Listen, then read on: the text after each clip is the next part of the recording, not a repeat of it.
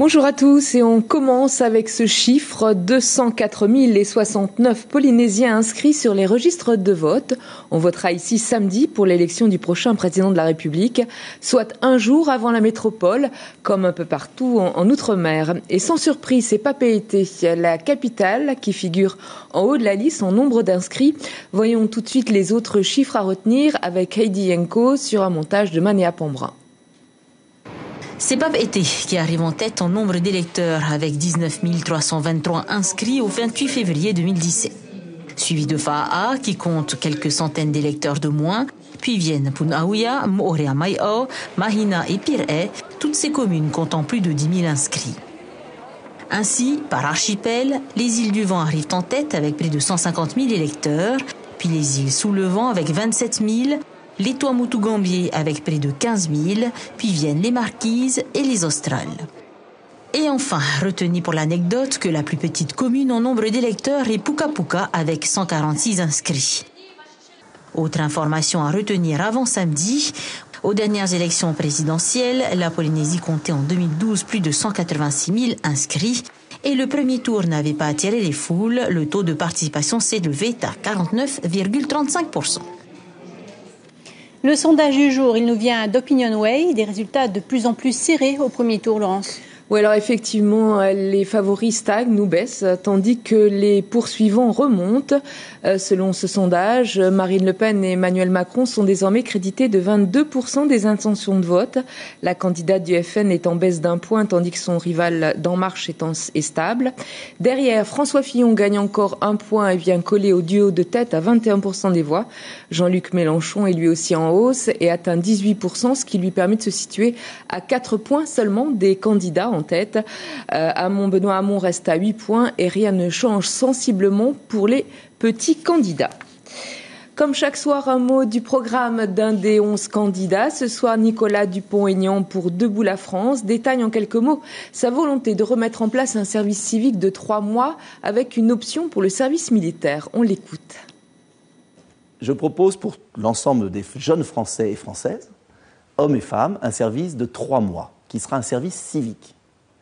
3 mois, où on passera le permis de conduire gratuitement. Et je propose une option militaire d'1 an, parce qu'un service militaire de 3 mois, ça ne marche pas. Il faut former la personne, quand elle est formée, elle s'en va. Donc, ce sera un service national de 3 mois, filles et garçons. Obligatoire. Obligatoire. Avec une option militaire volontaire, de manière à éviter ainsi des difficultés. Et pendant 3 mois, on brassera un peu les couches sociales, et pendant 3 mois, on réapprendra certaines valeurs et certains repères qui ont été oubliés. La phrase du jour est signée Jean Lassalle, le candidat béarnais du mouvement Résistons, qui se compare désormais à l'ancien président des États-Unis. Mon élection, a-t-il déclaré, aura autant de retentissement que celle de Barack Obama aux États-Unis il y a 8 ans. Et au nouveau président américain, eh bien, je vais lui dire de prendre du Tranxène et de se calmer parce qu'on ne sait pas où il va nous mener. A-t-il lancé? Nul doute que Donald Trump sera sensible à cette injonction. Un mot pour revenir sur un sujet que nous avons diffusé jeudi dernier dans notre journal où il était question du programme de Marine Le Pen. Nous faisions notamment référence à son discours à Saint-Denis-de-la-Réunion en date du 28 novembre 2016. La présidente du Front National évoquait, je cite, son souhait de supprimer à terme la surrémunération des fonctionnaires qui exercent en Outre-mer. Eh bien, ce week-end, dans un communiqué, Éric Minardi, le représentant de Tenati Front National pour la Polynésie, tient à préciser que l'ITR, l'indemnité temporaire retraite, ne sera pas supprimée, que la suppression de l'indexation n'apparaît dans aucune des 144 propositions présidentielles de Marine Le Pen, ni dans le programme pour la Polynésie française. Fin de citation. Et on termine cette page politique en nous rendant au Tuamotu et plus précisément à Whakarava. Oui, Nacio Raveno et Jacques Damour ont voulu savoir si dans cette petite île des Tuamotu, ce scrutin présidentiel prenait toute sa place. Eh bien, on a le sentiment que pour les 800 habitants, les préoccupations du quotidien prennent le pas sur le scrutin présidentiel. Regardez. La politique, selon Étienne, c'est un capitaine que tout le monde suit. Je ne me pose pas de questions.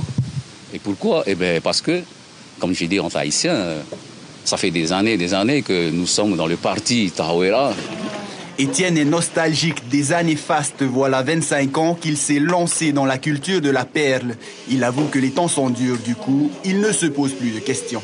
Damien, lui, n'a pas pris ses dispositions, mais son choix est déjà arrêté. Cet ouvrier arrivé de métropole travaille en Polynésie depuis le début de l'année. Il ne pourra pas voter, ce qui ne l'empêche pas de prôner le changement au sein de la classe politique actuelle. En Polynésie, je me sens un peu déconnecté du monde de la métropole, donc forcément, j'y fais pas beaucoup attention. Je suis un petit peu sur les réseaux sociaux, Facebook, des trucs comme ça, quoi. Après, je suis pas très politique tout ça.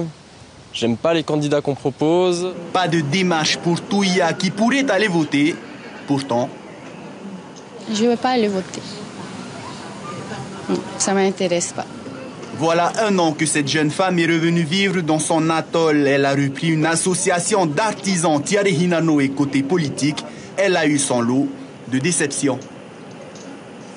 Parce qu'il y a tellement d'hypocrisie, ils promettent des choses et une fois qu'ils sont élus, on ne voit pas quoi. Finalement, si depuis le début de la campagne électorale, le débat politique occupe une partie du quotidien des Français, à Fakarava, les préoccupations sont différentes. Voilà, c'est la fin de ce journal présidentiel. Merci et à demain.